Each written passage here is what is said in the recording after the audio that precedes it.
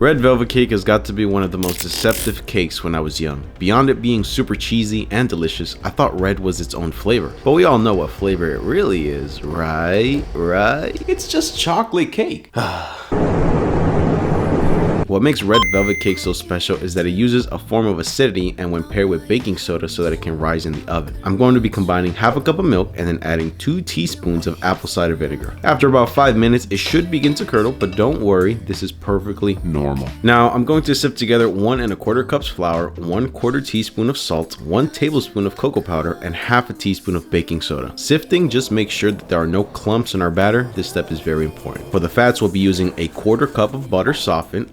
Look at how satisfying this is. And 3 ounces of a good neutral oil. I'm using avocado oil, but you can use canola or peanut oil. For the first stage of mixing, add in the butter and a half cup of sugar, beating it vigorously. Get in there with a spatula because it never really gets everything in the first go. Now that that's creamy, in goes 1 large egg at room temperature. Just like the butter and the sugar, get in there with a spatula and get every nook and cranny. Drizzle in the oil slowly, and when it becomes homogeneous, slowly add in the milk and vinegar mixture along with a teaspoon of a really good vanilla extract. Wait, is this a vanilla cake or a chocolate cake? I'm tired of this, Grandpa!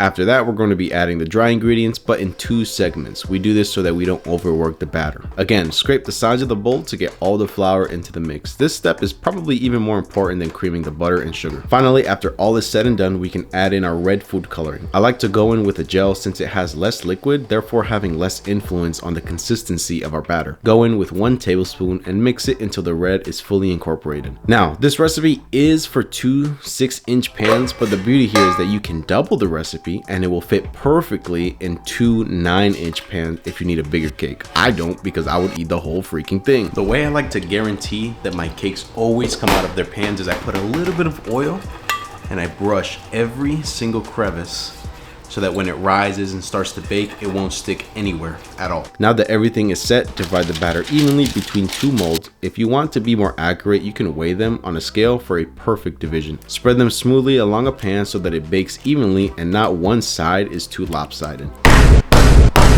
Now that the cakes have cooled down and are ready to be cut, for my cream cheese frosting, I like mine tangy, so I'm gonna put in some cream cheese, a little bit of butter for the stabilization, some powdered sugar. Obviously, you gotta sift it because there's little balls in there, and they may now kiss the bride in the KitchenAid. Now add in a touch of heavy cream, a teaspoon of vanilla extract, and I really think people should start doing this more, adding salt to your frosting, about a 1/4 teaspoon. Now let it cool in the fridge till you need it. Try your best to get them as level as possible since we will be stacking these on top of each other. Add a good amount of frosting for the first layer, and if you're like me, I like a good amount of frosting. It also distincts the layers more, showing all the hard work that we put into this cake. Repeat this with the top layer and smooth it using the cake turner and a spatula for a little more assistance. Now the sides get hit with frosting, and I want to make it beautiful, so I'm going to smooth it out and just make a really simple pattern. The cake turner in this case really does make this a whole lot easier. I won't lie, this looks amazing already. Sweet and a tangy combo. I'd die on the hill for this. I don't think anybody can convince me that although red velvet cake is chocolate, it sort of has its own unique flavor and texture. I don't know, I could just be talking, or maybe the red is just getting to me. Either way, it's an absolutely moist and delicious tangy cake. Wow. The sponge is moist. The cheese is cheesing. It's not too sweet. I feel like a lot of recipes of cream cheese frosting is very sweet, but this one's the perfect balance. All right, now it's just gonna be me and my cake.